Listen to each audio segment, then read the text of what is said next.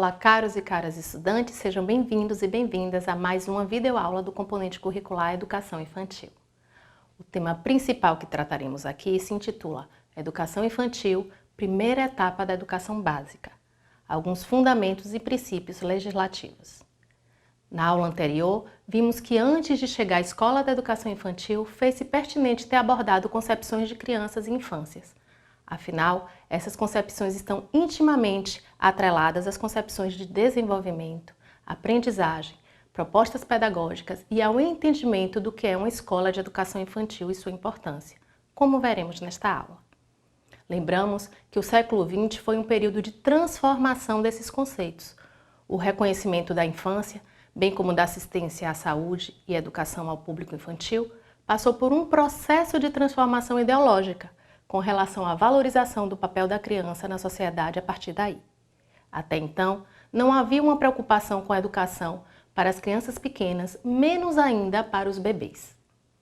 A criança, então, era vista naquela época como um projeto a ser desenvolvido com disciplina, a ser modelado, civilizado, adestrado e também um ser passível de transformação, associado ao surgimento de um universo cultural dominado pela leitura e a escrita. Dessa forma, a sociedade da era moderna tornou a escola um meio por excelência de educação, ainda numa concepção distante da que tentamos construir na atualidade. Assim, as marcas históricas de anos de invisibilidade das infâncias não desaparecem de uma hora para outra e se perpetuam por grande parte no século XX e ainda podemos encontrá-las nos dias atuais. Nesse sentido, a discriminação com essa etapa da vida explica, em boa parte, o tipo de políticas públicas voltadas para as infâncias, que desde o século anterior abarcou as iniciativas voltadas para a educação, saúde, higiene, recreação e nutrição no ambiente da assistência. Ou seja, a concepção assistencialista era predominante no que tange ao cuidado e à educação das crianças.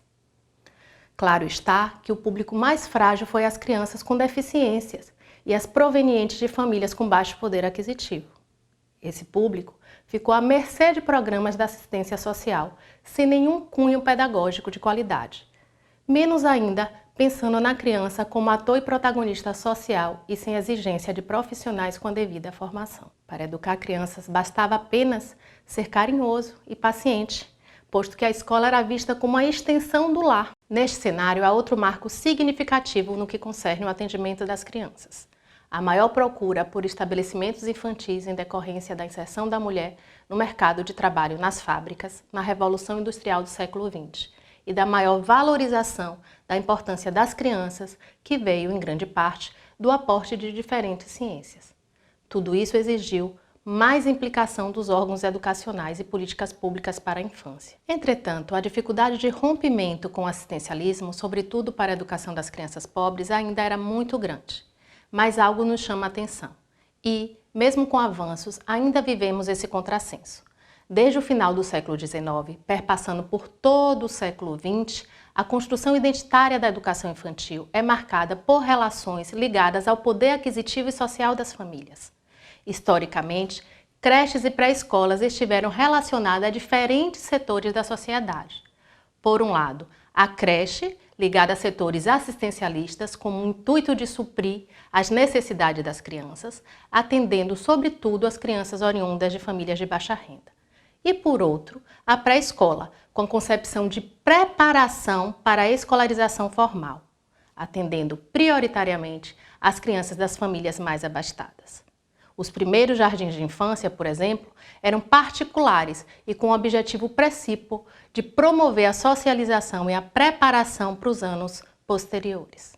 Assim, durante muito tempo, houve pontos equidistantes do que consideramos a educação infantil na atualidade. A ausência de propostas pedagógicas para a creche e currículos reduzidos a conteúdos e ao ato de ensinar, sem levar em conta as especificidades das crianças e do desenvolvimento infantil.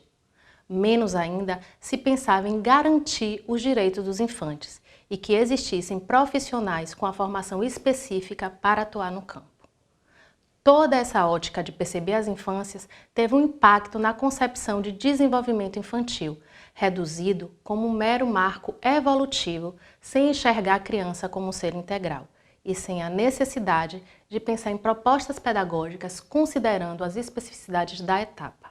Apenas nas décadas finais do século XX, com o período de grandes mudanças sociopolíticas e econômicas, apreciam-se impactos de movimentos internacionais e nacionais que vão marcar uma transição significativa do favor aos direitos. Para esses avanços foi fundamental a presença dos movimentos sociais ligados a vários setores do país e promovidos amplamente por diversas organizações que culminaram em frentes de luta no período de redemocratização do Brasil. Em 1988, a nossa atual Constituição Federal define a educação infantil como direito das crianças e considera dever do Estado a oferta de vagas em escolas de qualidade. Outorga-se, então, por fim, a educação infantil como parte integrante da educação básica, composta pela creche, destinada às crianças de 0 a 3 anos, e pela pré-escola, que atende às crianças de 4 a 5 anos e 11 meses de idade.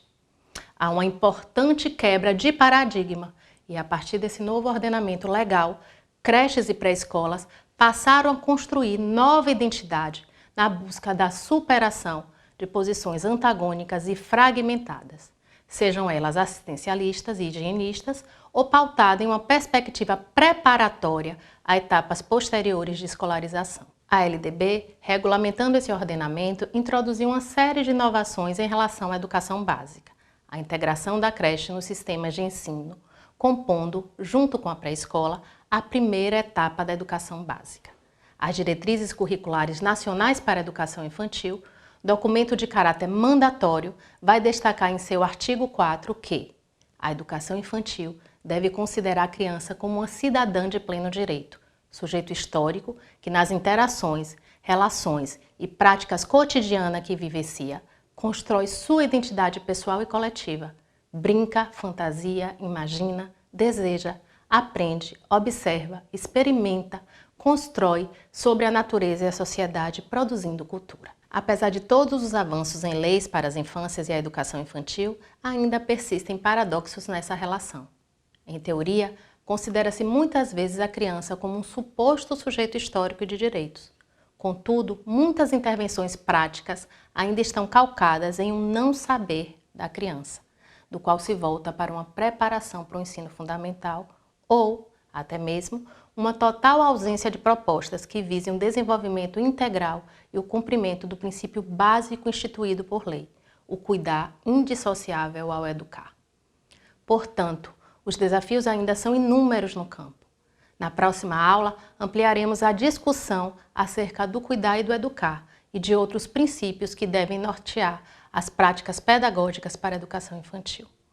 Finalizamos essa aula com uma frase da nossa querida Lídia Ortélio, grande musicóloga, educadora e pesquisadora baiana que dedica a sua vida em estudar a cultura das infâncias. Se a humanidade tem futuro, ela vai retomar por aí, pela infância. Um grande abraço e excelentes estudos para todos e todas vocês.